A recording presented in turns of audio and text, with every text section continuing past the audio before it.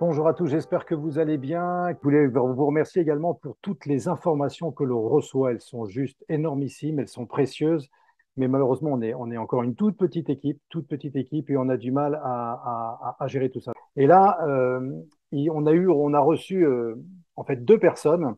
L'un d'entre eux est avec nous aujourd'hui, deux personnes qui nous ont proposé une enquête sur laquelle ils travaillent depuis plus de 20 ans. L'un est pilote, l'autre travaille dans l'aéronautique, a travaillé dans l'aéronautique.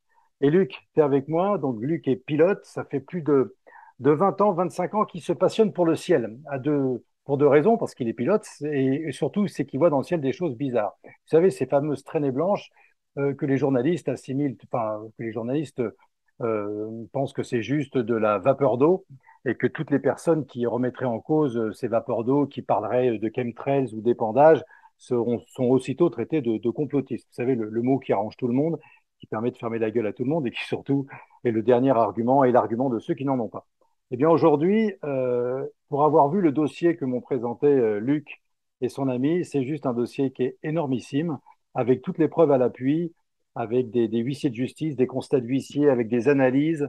Et donc, Luc, merci d'être là. Merci pour ce travail depuis plus de 30 ans. Pas Dis-nous, de qu'est-ce qui problème, t'a mis bonjour. la puce à l'oreille et pourquoi tu as décidé, il y a plus de maintenant de 20 ans du reste, de vraiment se pencher sur la couleur du ciel, en fait. D'abord, bonjour à tous et merci Pierre de me rappeler.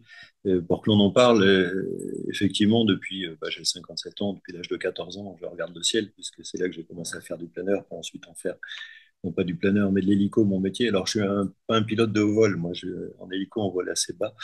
Et pour autant, je me suis toujours intéressé, évidemment, à la météo. C'est partie de notre boulot et de savoir si les conditions qui sont devant nous vont nous permettre de faire la mission ou pas, surtout en SAMU, où vous avez pas mal bossé. Et ce qui m'a vraiment interpellé, c'était un petit peu avant la tempête de 2000, de voir des traînées d'avions qui arrivaient le matin, qui d'habitude, ce qu'on appelle les traînées de condensation, sont des traînées qui disparaissent à peu près 30 secondes après le passage de l'avion, parce qu'on a de l'air chaud à 700 degrés qui sort des turbines, qui arrive dans un air en général à moins 50 et quelques degrés quand on est en haute altitude. Et donc, après le temps que tout ça se réchauffe et se rééquilibre, 30 secondes après, on n'a plus de traînées derrière les avions. Et un peu dans les années 96, 98, j'ai commencé à voir des avions qui passaient le matin, puis des traînées qui ne s'en allaient pas derrière et qui se développaient. Et qui se développaient, et puis qui après commençaient à faire une couche nuageuse. Et je me suis dit, tiens, c'est quand même bizarre cette histoire. Et quand la tempête de 2000 est arrivée, et ça a été très soudain, même les autorités météorologiques françaises n'ont pas vu arriver. Et alors que nous, les pilotes, on l'avait vu arriver parce qu'on a une pression qui est passée de 1013 millibars le matin à 900 millibars le soir.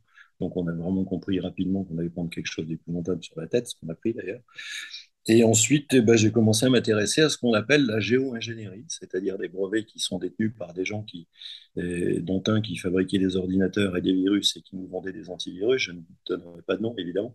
Et ces gens-là avaient comme idée, et ça c'est tout à fait scientifique et reconnu, il y a des brevets là-dessus partout, avaient comme idée de balancer des particules, des microparticules métalliques dans l'air pour faire en sorte qu'on crée une couverture et qui empêcherait le soleil de faire ce fameux réchauffement climatique.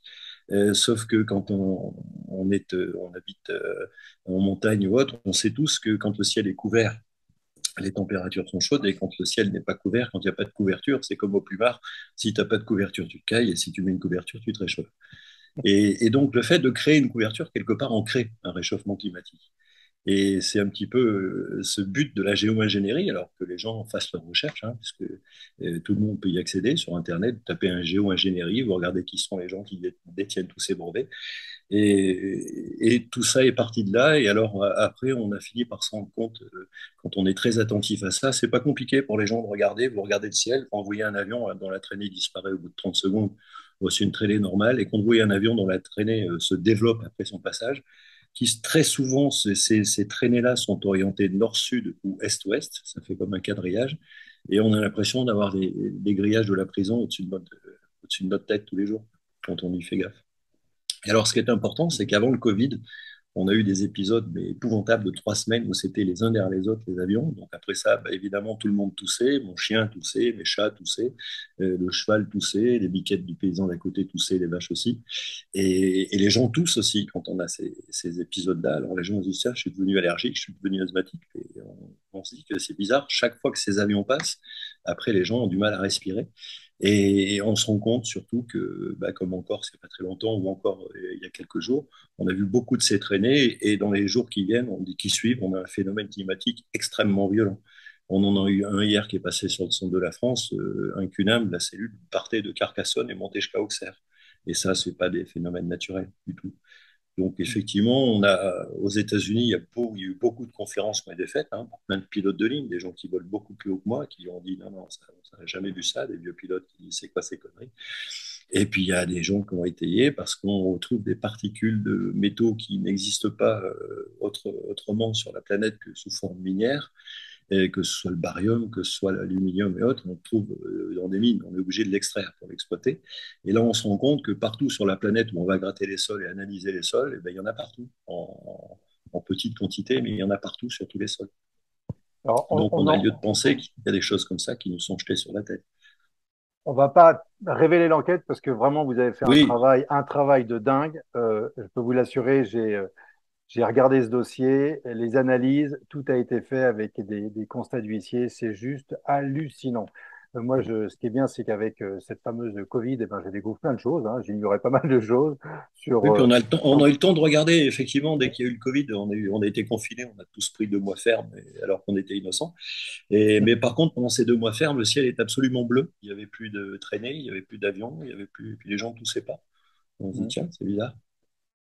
en tout cas, Effectivement, voilà. ça nous a permis à ce moment-là, à nous, de se pencher là-dessus en se disant, il y a quand même un lien entre chaque vague de Covid et puis chaque vague de chemtrails, qui sont les traînées chimiques, condensation, chez Contrail, c'est traînées de condensation normale, et les traînées chimiques sont ces traînées qui se développent et que tout le monde peut regarder dans le ciel du soir au matin ou du matin au soir.